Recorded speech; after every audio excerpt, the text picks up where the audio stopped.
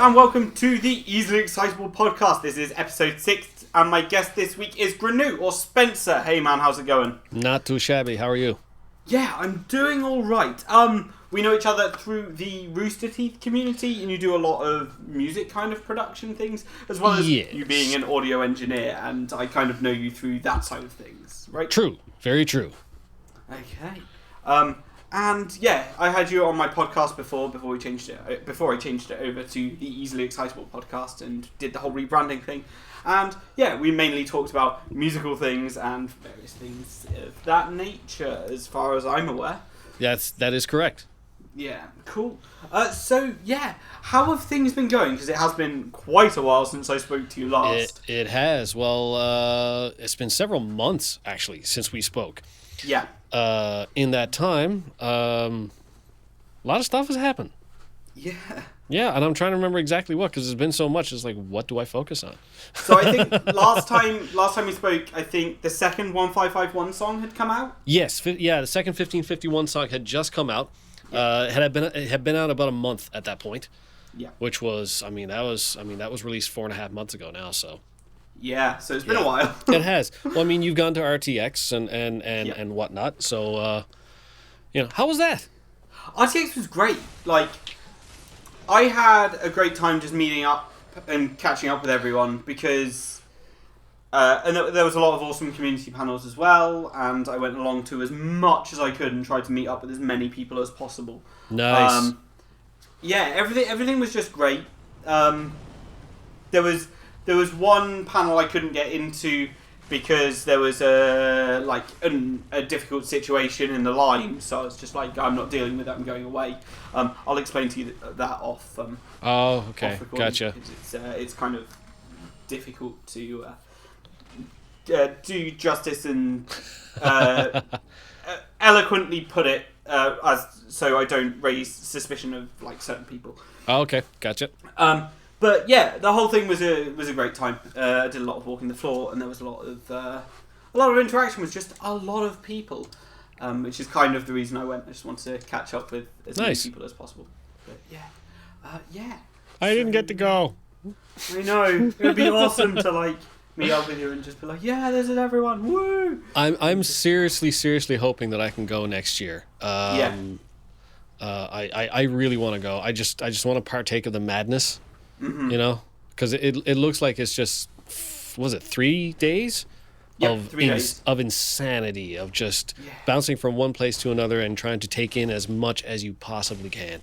Mm-hmm. And I think I'd be all over that, even for just once in my life, Yeah, it'd be awesome. I've been looking at, I know the dates for next year, and I've been looking at carrying out a quality management training course.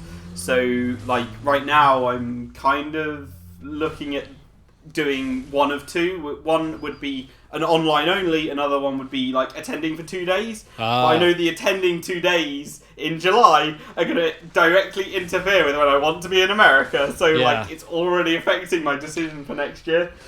So I'm just what am I going to do? So I'm already planning to go next year and just trying to make that happen. And I highly recommend just trying to get along to meet up with people. Given your, I don't know, I was going to say precedence, but that's the wrong word. I don't know what word I want to use, really. I was going to say acknowledgement, but acknowledgement also isn't the right word. Your familiarity with Mr. Jeremy Dooley. My tertiary association. Yeah. Occasional association. Yeah, I'm sure you'd be able to meet up with him and talk about everything that's going on as well, which should be a cool thing. Yeah, he actually asked me back in April if I was planning on attending on RTX, and I had to tell him no, I just couldn't swing it. There was just too much going on this July to even chance it. So I think he might have wanted to try and get a panel or a 1551 panel on the go or something like that, because that was right around the time that panel submissions were going on. So I assume that's what it was, and or he just wanted me to come down and hang out. Either or a showdown panel. That'd be all right. RT showdown panel. Yeah. Oh yeah. Ooh. Yeah, we're I'm actually waiting. We're still waiting on Church versus Sarge to come out at this point. Yeah, it's been a while since we've seen the last showdown, isn't it? Yeah. Well, a rough version of Joel versus Caboose was played ahead of the Achievement Hunter panel, was it not?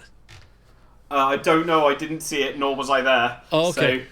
I think it was. That was Jeremy's plan. I know. Okay. I know. I did like a I want to say it was a 95% mix of it at that point, because Keegan had sent me all the files for it, and Jeremy had sent all the files from what he did with Joel.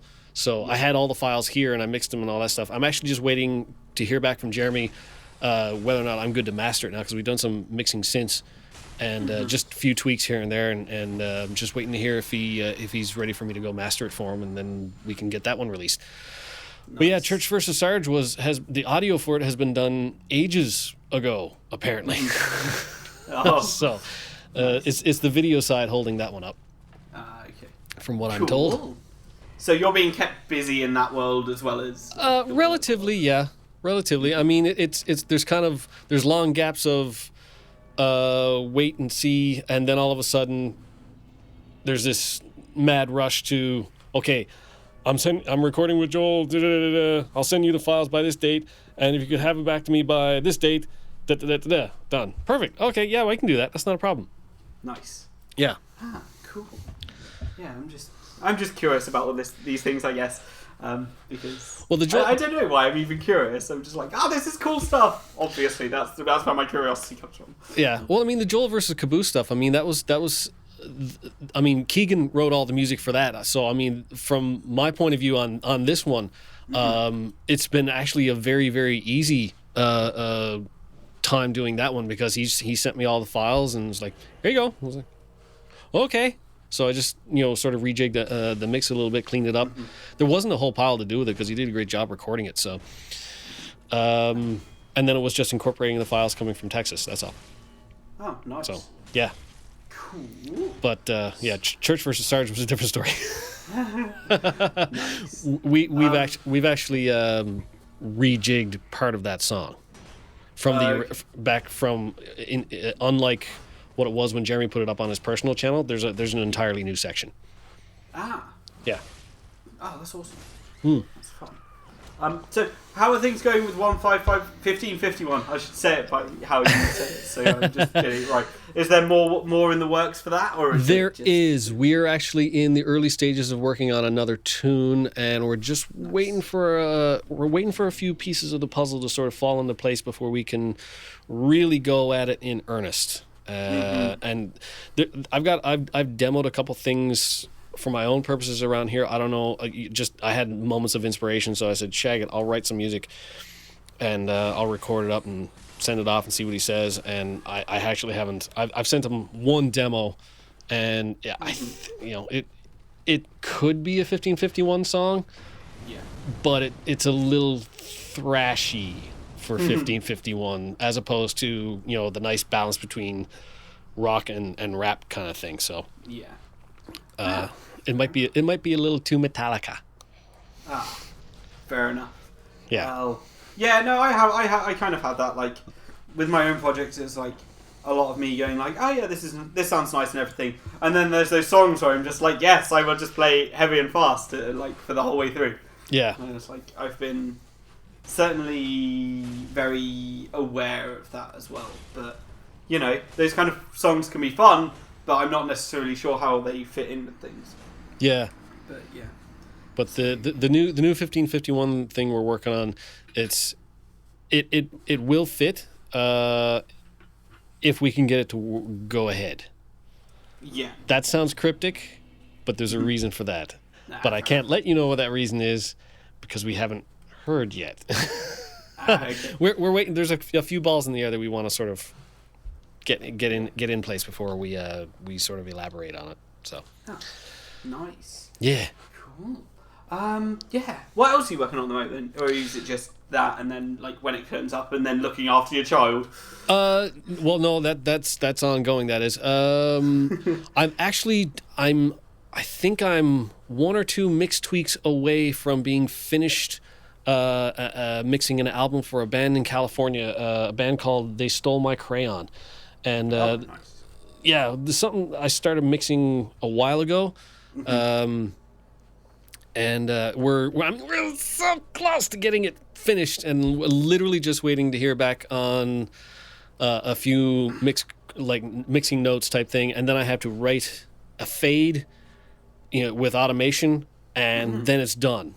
The whole album is done, which would be great because we've been sort of picking away at it in between everything else for a number of months now. So it'd be nice to just get it done and get it released, just because I'm really excited about it and I really want everybody to hear it. And I know the band is excited because they're going off their heads about it. And it's getting mastered at Abbey Road. Ooh. Yeah. Nice. So that'll be something. And apparently because of Brexit, it might actually be cheaper. Oh. Yeah, Brexit. Is that a dirty word? Did I just make a dirty word?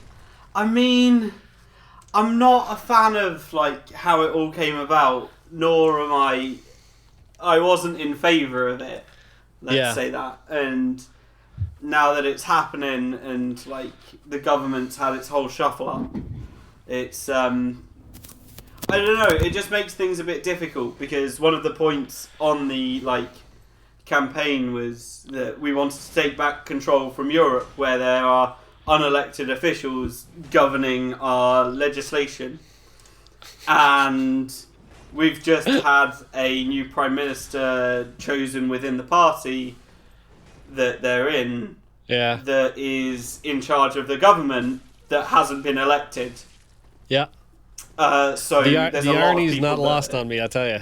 Yeah, there's a lot of people that are displeased with that, shall I say. Yeah. And I happen to be one of them, so yep. I'm kind of just not a fan very much of the general population in the UK right now, and B, the governmental situation, because it's just, for me, it's unfavourable, and I don't know.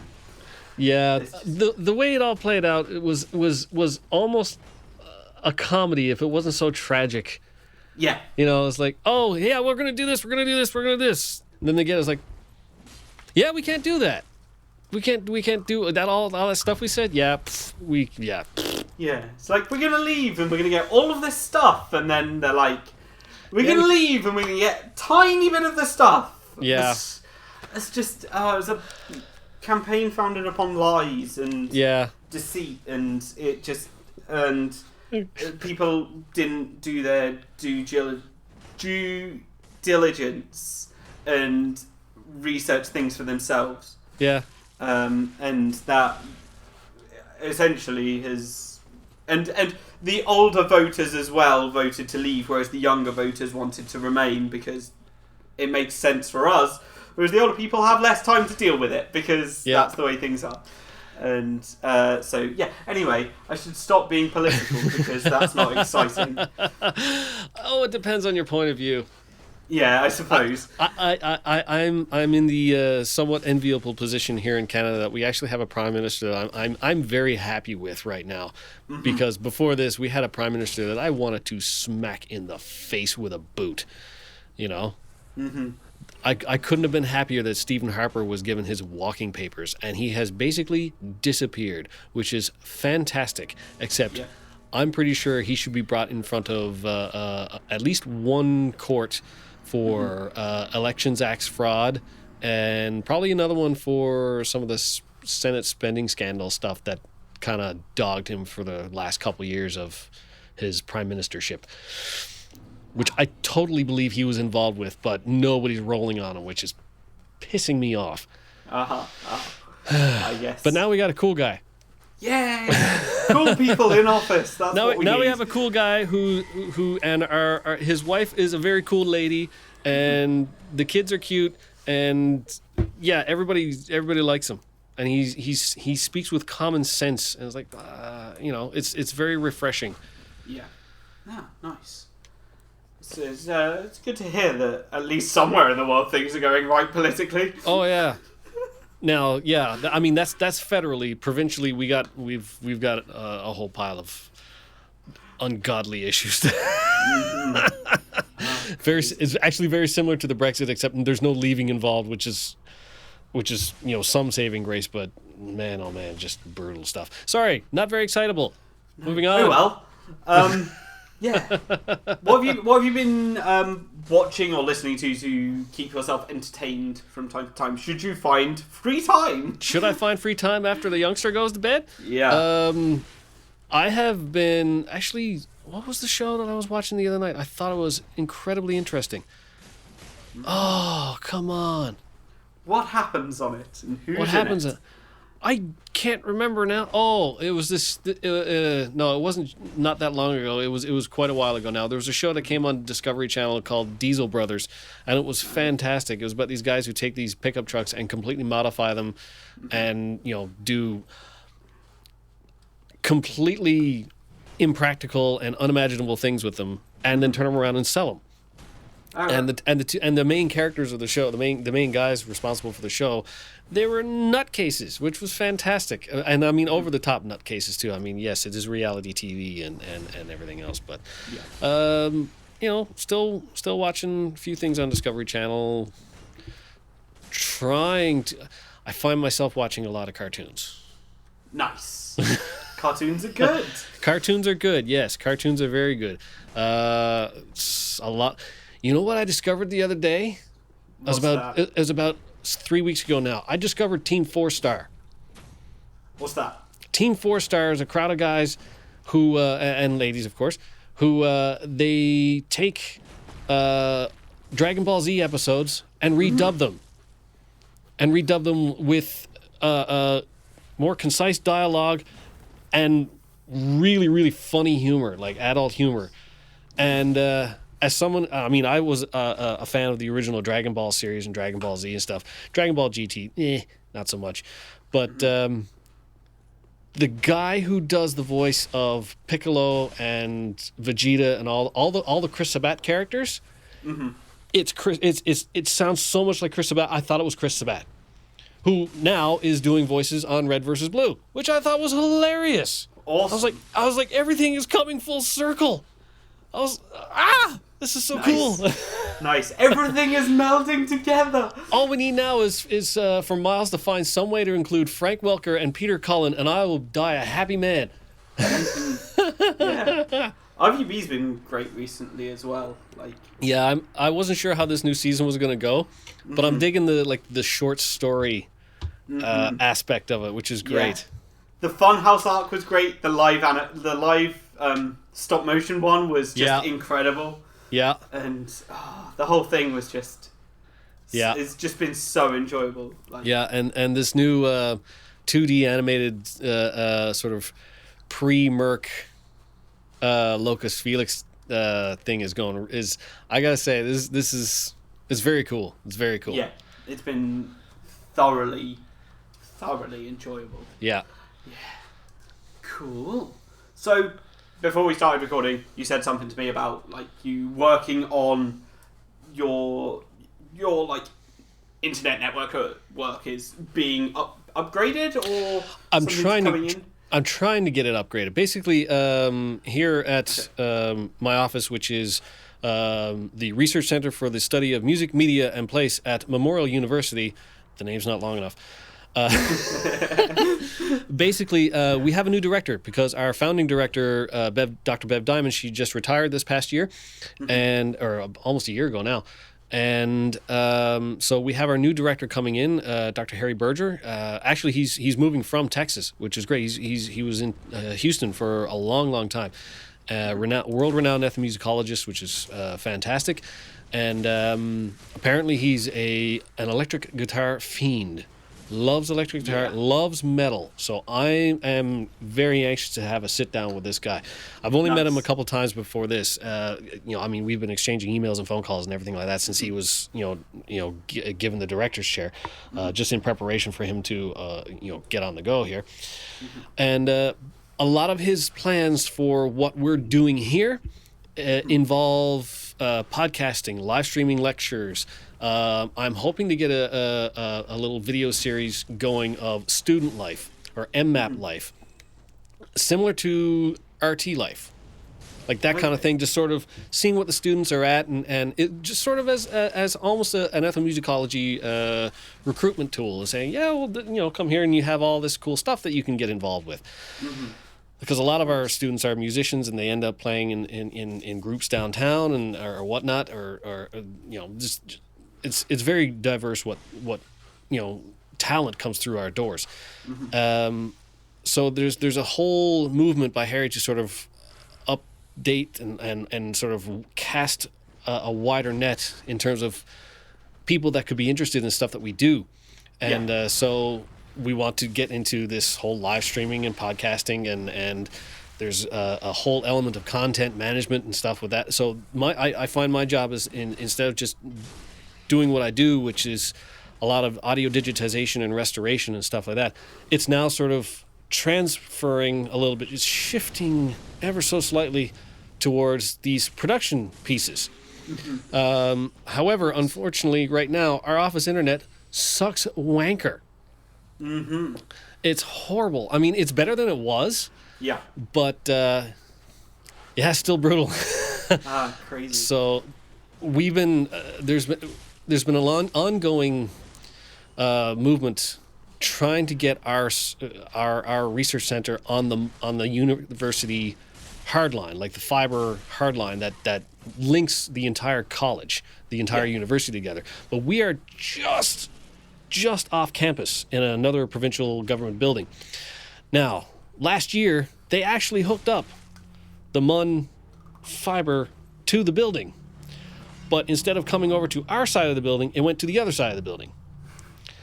So I've been after people and calling and emailing incessantly as to saying, why can we not just tap into that, use the conduit that exists already, just come through this side of the building. It's 120 feet. Mm-hmm. Hook us up. So many of Harry's plans involve needing to be on the hard line that unless it happens, none of it's going to happen.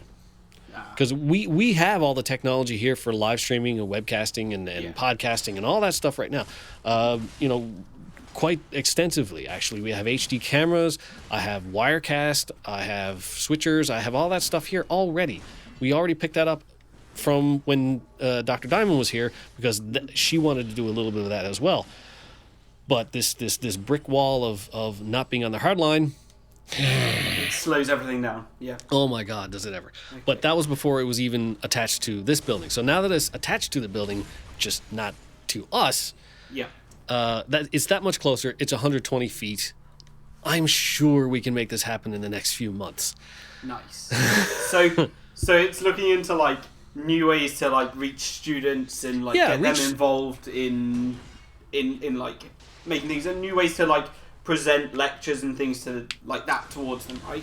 Yeah, I mean we have a huge, very hugely popular lecture series that we host here, and we get people coming from the four corners of the globe coming in and lecturing with us. Matter of fact, Harry was Dr. Berger was a guest lecturer at one point, and we have all these huge minds that come in. And not everybody can make it because we're in St. John's, Newfoundland, and flights can be dodgy, And the people that are here, I mean, it's very rare that we don't get an absolutely blocked house for the lectures. So many people don't get to come that it'd be nice to be able to sort of widen our scope a little bit and get a few more people involved.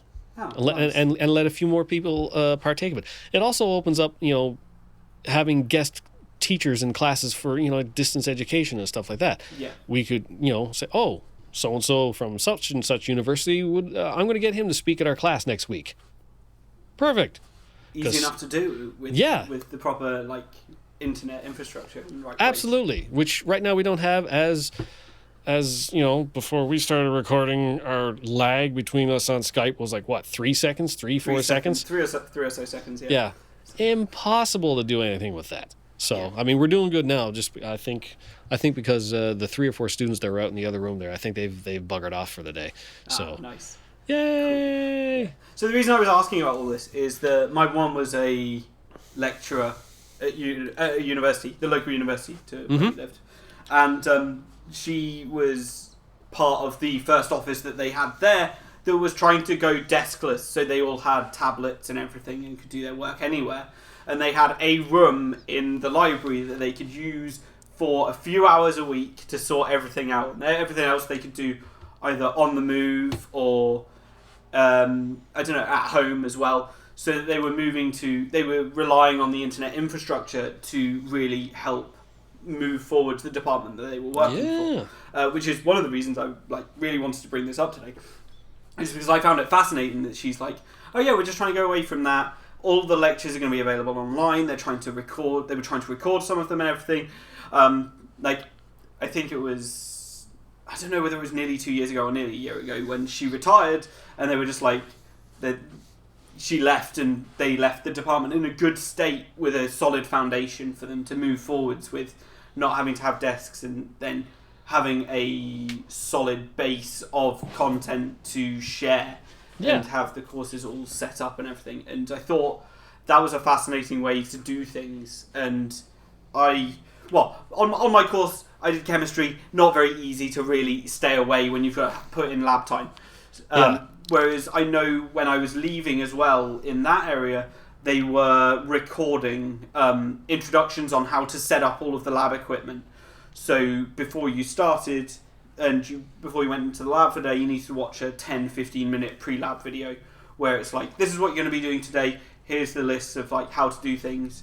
These are the bits of equipment that you'll need. This is how they fit together. So they've got the 10-minute pre-lab, 10-minute, 15-minute pre-lab videos to watch, where they got a demonstration on how to set up all the equipment that they've got, and it just helped increase the efficiency of the lab time. In there, when we were doing it, going through, because this was happening in my 4th year at university, so the last 6 months I was there of the 4 years, so probably back in 2011, I believe. So they were just getting to the state there where they were trying to introduce that stuff. Whereas when we went through it, our labs would take about 4 hours, and the session was set from 2 until 6, and we'd probably get out at about 5:45 each time. I was hearing of much better, much more efficient use of time going into the lab. Wow. So they can make one video, put it up. They could be done by 4:30, 5 o'clock, so everyone's getting out of the lab at a reasonable time. The lab can be shut down in a safe manner at an earlier hour, which was just... Right. It's those kind of improvements in education, in higher education, that really kind of fascinate me and help me... I don't know, I just find it interesting. And you talking about the improvements that you want to make, my mum being part of a group in the University of Northampton trying to make those improvements, and those improvements I saw in Southampton, all are just a sign that I guess further education's going in the right direction, but at the same time, man, I wish I was going into education now, because it'd make it so much more easily accessible. Yeah. And, it's a push that sounds really, really beneficial. Oh yeah, I mean, I personally did not go to university. I went straight out of high school. I went and did my courses for audio engineering, and then I had 4 months off, and then I went straight into work, and I've been working ever since. So I mean, I never really did the whole quote unquote higher education thing, and I mean, I see, but it's ironic because now I'm involved in a higher education facility where everything is doctorates and masters and stuff like this.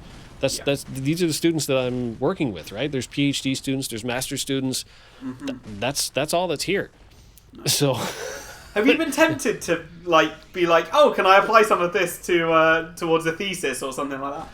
I have, and I've promptly talked myself out of it. Okay.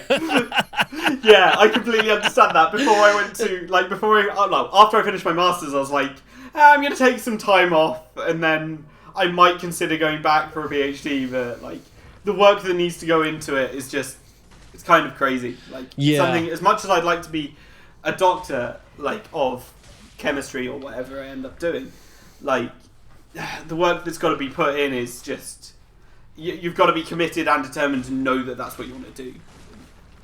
I can work on it and split from area to area, but I'm probably not going to be that focused for 4 years. Yeah, I'm okay with not being a doctor so long as I'm still considered a mad doctor by the people I work with. So, Nice. yeah, I'm Awesome. cool. I'm cool with just being the mad doctor right now. Nice. Awesome. Well, where can we find you across the internet? Should we want to hunt your things out? Should you want to find me for some inexplicable reason, like illegitimate children or something like that, which I don't have. I hope not. I better not.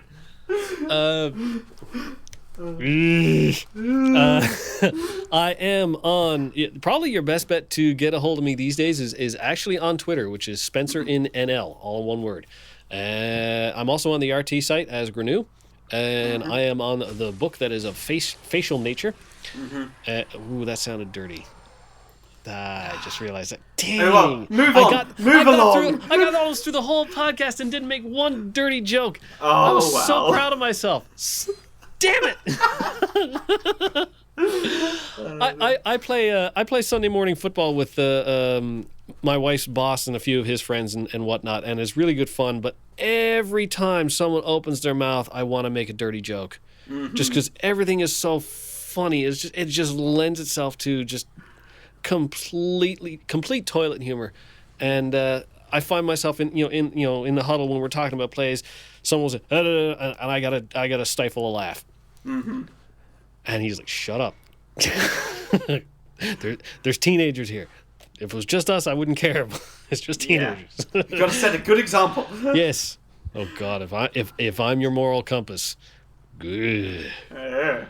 Yeah. Well, there are all the places that we can find Spencer around the internet. You can And in find the gutter. Of course, you can find me in the gutter. You can find me at ethfar.com and on Twitter at ethfar and Destroy Topham, and I guess my music. Oh no, that is my music project as well. Yeah. It's Ethfar, which is on Bandcamp as well. The album's out. It's been out for a few weeks. I'm about to get a review. There's a whole bunch of things that I could have talked about today, and I didn't. So yeah, you could have. I'll talk about them at another date. Yay! Yeah, all right. Well, you got somewhere to be? You're trying maybe? to get rid of me?